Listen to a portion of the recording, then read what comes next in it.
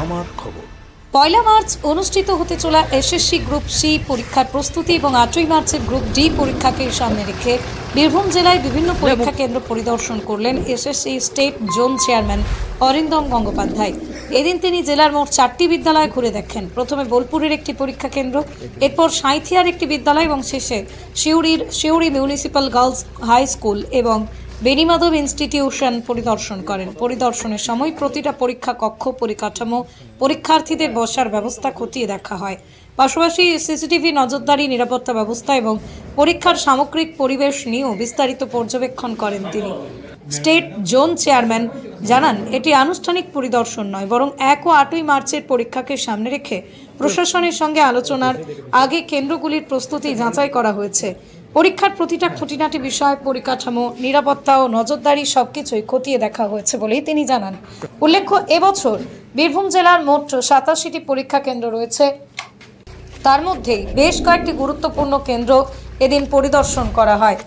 এসএসসির বোর্ডের পরিকল্পনা অনুযায়ী সিসিটিভি ক্যামেরা এবং কড়া নজরদারির মধ্যে শান্তিপূর্ণ ও নির্বিঘ্নভাবে পরীক্ষা সম্পন্ন করার লক্ষ্য নেওয়া হয়েছে।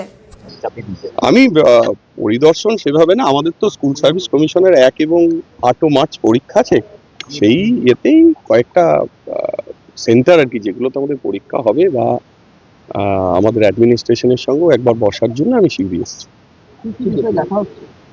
সব বিষয় একটা পরীক্ষা সংক্রান্ত যতগুলো দেখা হয় সেগুলো, সেগুলো ধরুন তো আমাদের নিজস্ব বিষয়, হ্যাঁ, সেগুলো জাস্ট একটা ইয়ের মধ্যে থাকে, সব অ্যাডমিনিস্ট্রেশনের সঙ্গেই তো লাগে। কোন বিষয়গুলোতে জোর দেওয়া হবে?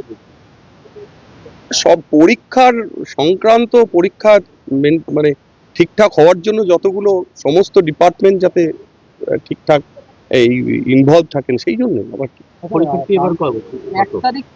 পরীক্ষা দেখুন, পরীক্ষা আমাদের জোনে প্রায় 1.5 লাখের মতো আছে, ইস্টার্ন জোনে।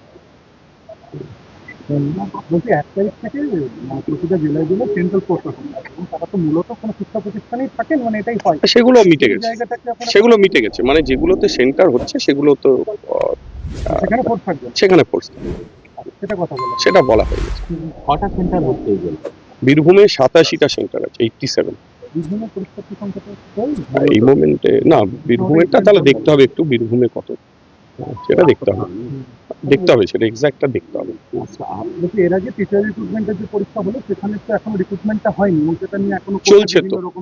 না, সে তো চলছে, দেখুন চলছে, প্রসেস চলছে, কাউন্সিলিংও চলছে।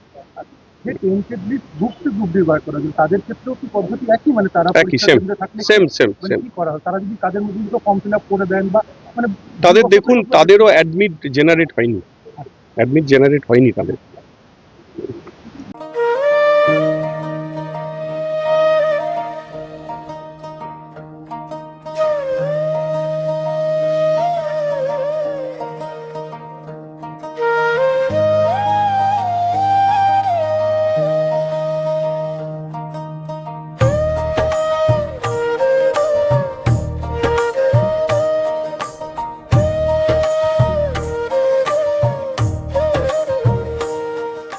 সোনার গহনায় গল্প বলে যাওয়া ভরো জুয়েলার্স, অনুপম স্পর্শের ছোঁয়া,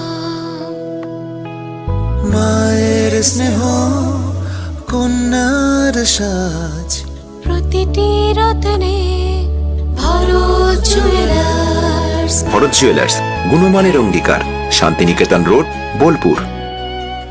দেখতে চোখ রাখুন আমাদের ফেসবুক ও ইউটিউব চ্যানেলে।